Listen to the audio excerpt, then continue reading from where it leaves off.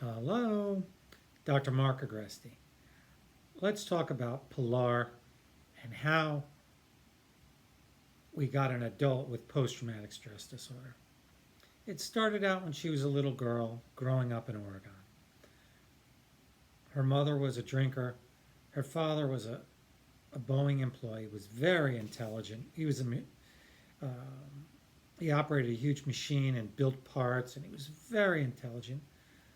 The mother was a nurse, a heavy smoker, and a drinker. And she was constantly yelling at Pilar. Whatever Pilar did, it was never good enough. If Pilar was making cookies, screams at her, "What are you doing? That's not right. That's not right. You didn't do well in school. You got all B's. You're no good. You'll never make it." Always insulting her. And she had a brother. Constantly yelling at them, criticizing them.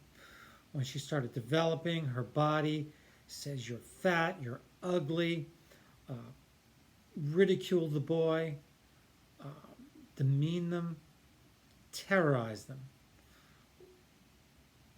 When they wanted to join the school band, she said to them, "You'll never be any good. What's the point? What's the point of you joining the band?" And she would drink. She'd wake up and drink cognac in her coffee. She'd come home and start drinking beer. She was always drunk. The children lived in terror. It was the fear of being hit that was probably worse. Then she did hit them. She used to hold them down and beat them with a wooden spoon or a spatula. Just keep whipping them, hold them by their hair and hold them down. Just whip them, whip them, whip them. Or choke them till they couldn't breathe.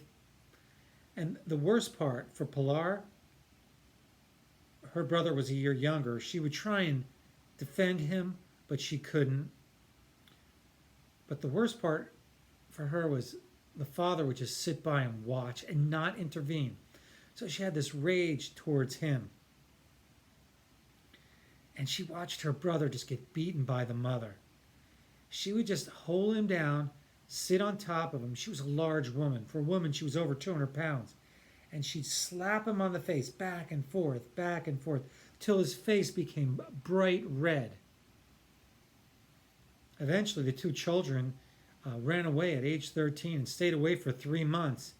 And when the authorities in the state caught up with them, because the mother reported them missing, they didn't believe them. The mother said they're just spoiled brats and they need to come home. And the state believed them. They were put back in the home for more abuse. One night, the mother was so mad and she was pouring spaghetti into a strainer, and she took the hot water and the pasta that was being strained and just threw it in her face, burning her face. One morning, her brother was sitting there and the mother just got mad and took hot coffee and it had liquor in it, and she put it right on his chest because he talked back to her and said he didn't want eggs. By about 16, they left. They moved in with their grandmother and stayed for about 2 years and then left the state and moved to Florida. And that's how they got away. So now I'm seeing them. They're like age 30 now. And Pilar tells me she gets these constant upsetting memories. Every time she thinks about her childhood or talks about it, she gets very upset. She tells me I get these nightmares. She wakes up in the middle of the night and she thinks it's real. So it's, 10 years after it had happened, and she says it was like it happened a minute ago. And during the day, she'll hear a sound, a smell, or get in a position around people where they raise their arms or move. She goes right into a flashback and flashback means it's as if it's happening all over again and brings you right back to the second when it happened. She said these are very emotionally disturbing. They're very upsetting, to the point where she wants to start crying after the flashback, and her heart's beating, she's sweating, she's nauseous, she's trembling. It's very distressing. This is all part of the post-traumatic stress. This re-experiencing the stress. She lives her life trying to avoid anything that reminds her of her mother, the abuse. She doesn't want to talk about her.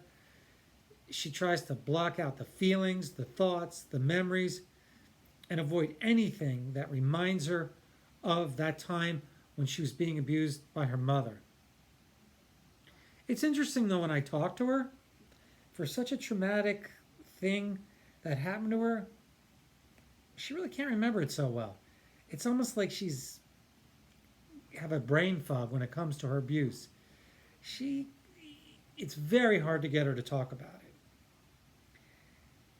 She's very negative on herself. Pilar, after all this abuse, has a very low self-esteem, very negative sense of self. And she kind of believes that anyone she meets or interacts with has the potential to abuse her. So she's got this almost exaggerated sense that the world is all evil and everyone you come in touch with will be abusive to you. She's very negative. She really doesn't like doing anything. It's unique in these... It's not unique in patients with post-traumatic stress that they're just very limited in their expressions. They're very negative.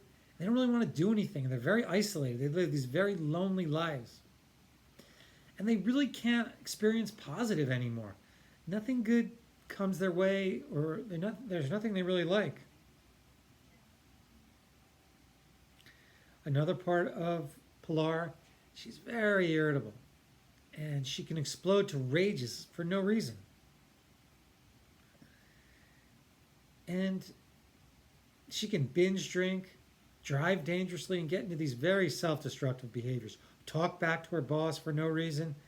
And I'm in therapy with her, and I'm like, Pilar, these are very self-destructive behaviors. It was interesting. I have an office on the second floor, so you could hear what's going on in the garden beneath me. I'm looking at the Breakers Club and Resort, just right to the right that way.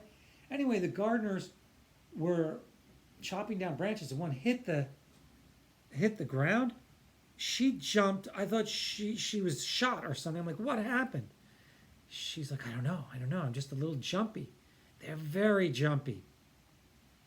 Any sounds, smells, they just immediately react. The air conditioning comes on, she jumps. My cell phone vibrates, she's a little nervous. They get really startled easily. And they all complain of the same thing. They can't concentrate, they can't focus, they can't sleep. It's all this whole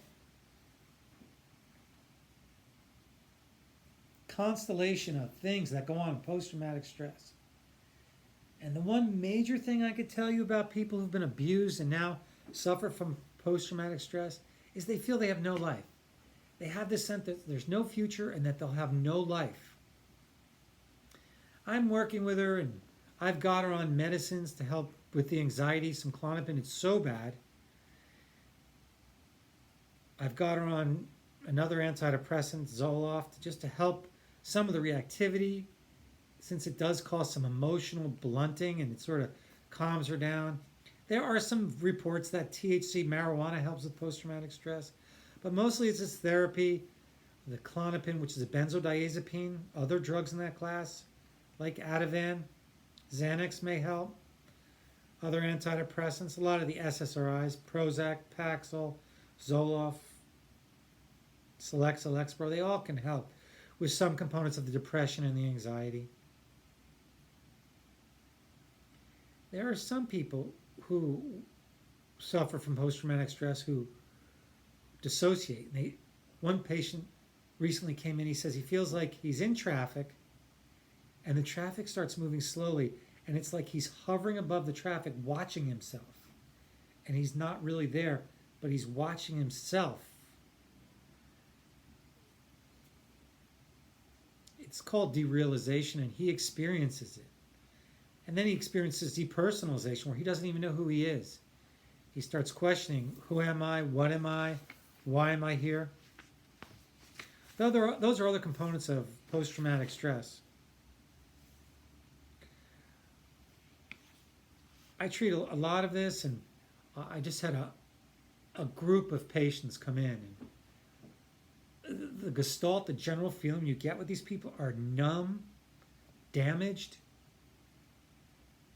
super stressed, blunted, kind of traumatized people. I don't know how to describe it, where they're just numb, but they're very jumpy, and they are very labile, can go off on a moment's notice into some other world and some other place, and you could see they're not there. This is just a little video. I just wanted to familiarize people with post-traumatic stress disorder. Thank you, Dr. Mark Agresti.